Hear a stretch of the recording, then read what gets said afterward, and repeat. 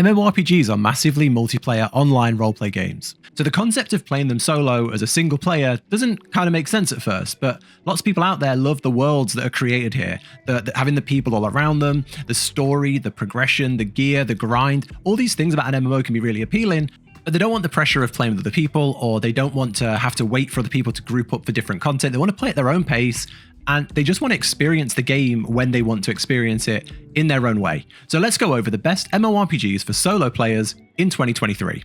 First up, an MMORPG from a company well known for their storytelling that's won multiple awards for single player story year on year, Final Fantasy XIV.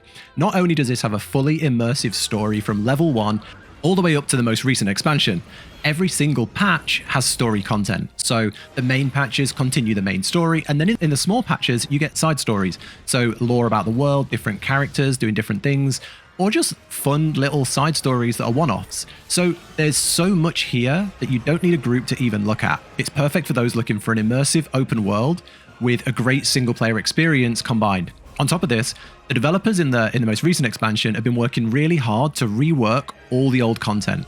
So originally you would push through the story and then you'd get led to a dungeon where you have to group up with other players, complete the dungeon, and then go back to the story. However, they've introduced something called a trust system. So the dungeons can now be completed with NPCs. These NPCs level up, have their own skills, dialogue, and solo players can now play through the entire story completely as a single player, which is really good for someone who wants to experience the story. Maybe you're a Final Fantasy fan and you've played the other titles, but you don't want to play an MMO. Well, now you don't have that pressure. You can pretty much play most of the game as a single player.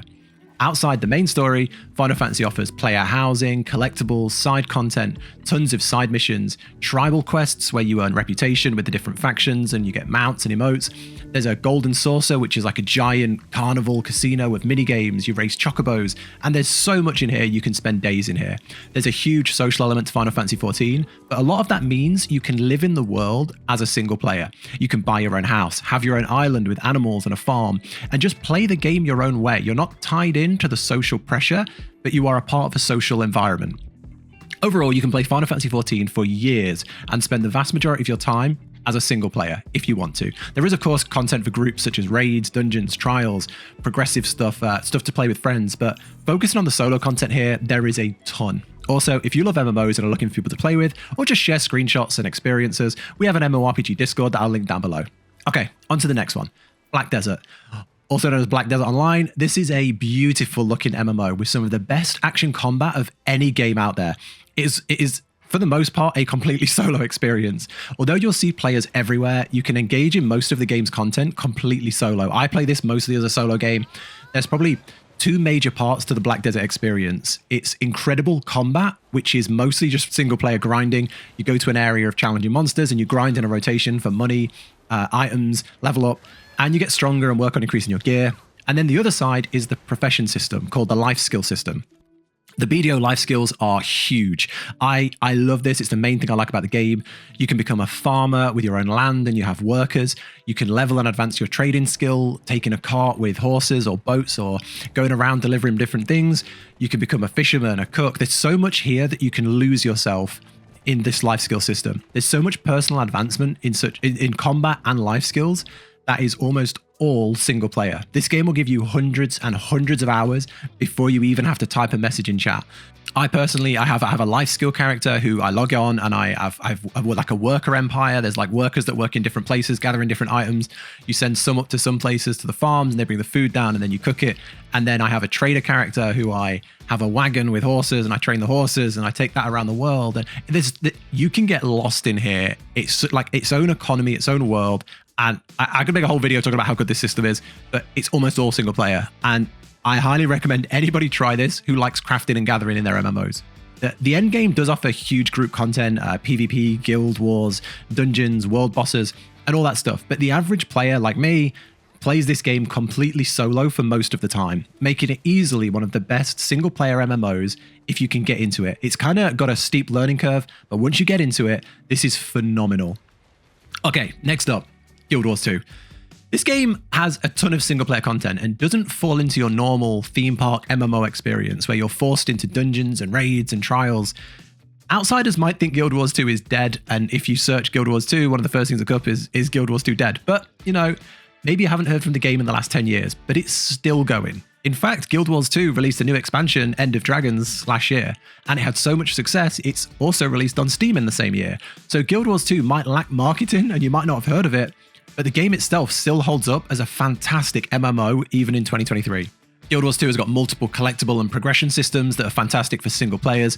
Every map in the game has a completion target, collect vistas, do jump puzzles, see points of interest, complete quests for NPCs, do them all in a zone and you get a reward. And there's tons of zones to complete. There's also things called living worlds, which are like seasons in between expansions, which also come with a ton more maps to grind along, get progression. You get items here that increase your level and your power, and there's so much here for a single player. There's also meta events and world bosses that you can just turn up to as a solo player, hit the boss, get your loot and go. There's secrets, events, mounts, one of the best legendary grinds of any MMO. You can spend hundreds of hours grinding some of these legendaries and they look phenomenal. There's mounts and gliders, all with their own skill system where you can level up the mounts and they get faster movement, different jump abilities, flying, swimming. There's so much progression here as a single player where you don't need to worry about group content. On top of all this, it doesn't really have the same endgame progression like other MMOs. Gear you get from events or from these seasons are kind of the best in slot sometimes, or at least close enough to it that you can go and grind an area, a map, and earn a currency and buy a really good item, work on a legendary and get a really good legendary, and you're at endgame. You're endgame geared without going into these really hard static raiding groups. So as a single player, this is fantastic. This is a great game. Overall, it's got hundreds, if not thousands of hours of fun single player content. And with how the payment model works, once you buy the expansion, they're yours to keep. There's no sub fee. So I know a lot of people who just jump on this game every now and again when they just want to throw some hours into collecting stuff. And I highly recommend it. Okay, next up, something a little different than the rest of the games on this list. This is an action RPG or an ARPG, similar to like Diablo or Path of Exile, and that is Lost Ark. Although the end game does have dungeons, raids, trials, you can easily go from the start of the game to almost fully geared as a solo player. Even lots of the gearing things, such as the Chaos Dungeons or the Guardian raids, can be soloed, at least in the early game. I mean, the game is so soloable that half the player base are bots. But no, really, the game is really, really good. There's a huge story that takes you across multiple islands. You get a ship. You can use it to travel to each island. Some have huge story quests with epic cutscenes and fights at the end as you're pursuing this Lost Ark. There's smaller islands with side quests, and some are really cute and different. You'll go to an island and it's completely different to anything you've seen before. Like one island there's a polar bear and it's all about getting this polar bear, what it needs, and you're seeing the tragedy of this sinking island. And then there's others that are like, there's stars falling, you got to collect the stars. There's like a ship island. It's an island, but it's really a ship full of people. There's an island that's like a nightclub. There's so many cool islands that people might not even know about if you haven't played the game. And it's just really, really fun. And then the story itself is slept on. The story is so good, man. I only finished like the most recent story recently, and it is amazing. When you get like right near the end, that story, I can't spoil it, is surprisingly good. It's blew my mind a little bit. So highly recommend this just for the story. But as you go through the story, you'll be going into dungeons and all these things, all soloable. You don't need to talk to any players. You can completely power through this all on your own. Another reason this game is so good for single playing is the collectible system. It's amazing. There's about 10 different systems here, all collectible, all trackable from your UI, and they reward you the more you complete. So for example, collect 5% of something, get a reward. Collect 100 out of 1,000 of something, get a reward. 150 of something, get a reward. So you're constantly grinding these collectibles, and they're really fun. For example, there's these things called Makoko seeds scattered all around the world. I think there's over 1,000. And the more you collect, the better your rewards, and there's mounts and titles and really cool things here. Every island you complete gives you the island soul, which there's a reward for getting all of those. That's just two examples. There's like star signs you can collect. There's masterpieces. There's so much here that if you're a single player looking to just lose yourself for a few months, you're going to lose yourself in Lost Ark. There's also something called an adventurer's tome. Every single area you visit has a completion percent, similar to what I talked about in Guild Wars 2. And beating a dungeon, quests, world bosses, cooking, gathering items fills up this completion percent. And the more you fill the bar, the better the rewards. Get it to 100% and you get the best reward. Overall, Lost Ark has one of the best completionist systems I've seen in an MMO. There's also big group content at endgame, and it's good, but you can spend the majority of the game completely solo, and lots of players just play this game solo. Next up, Star Wars: The Old Republic. a game I've probably not spoke about in 5 years. Maybe a less well-known MMO outside of the traditional fantasy genre, but this game offers one of the best story experiences in an MMO. This was created by BioWare, but like BioWare when it was good. Like Dragon Age, Mass Effect, that BioWare, not BioWare of the last few years. As you go through the story of Star Wars: The Old Republic, you make decisions that has the little traditional trademark BioWare wheel where you choose what to say, you impact the relationships, you have morality of good and evil, that you can be a good and true Jedi, or you can turn halfway through the game, you can be an evil Sith working your way up the ranks with your red lightsaber and a red face with scars on.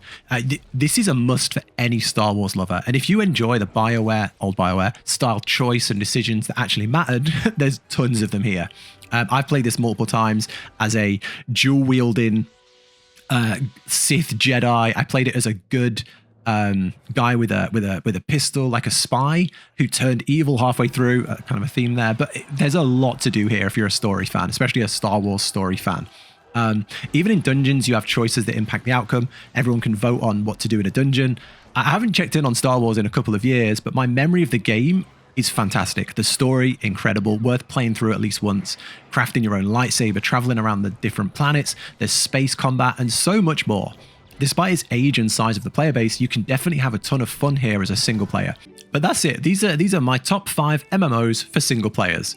I will say everything mentioned here does have a big multiplayer element. All of these things have dungeons and raids. I think they all have raids, and they have some sort of hardcore group content, and they have the pressure and toxicity that comes with being an MMO. Even Final Fantasy, best community out there, it still has a toxic raiding side. All these games do have that side to them.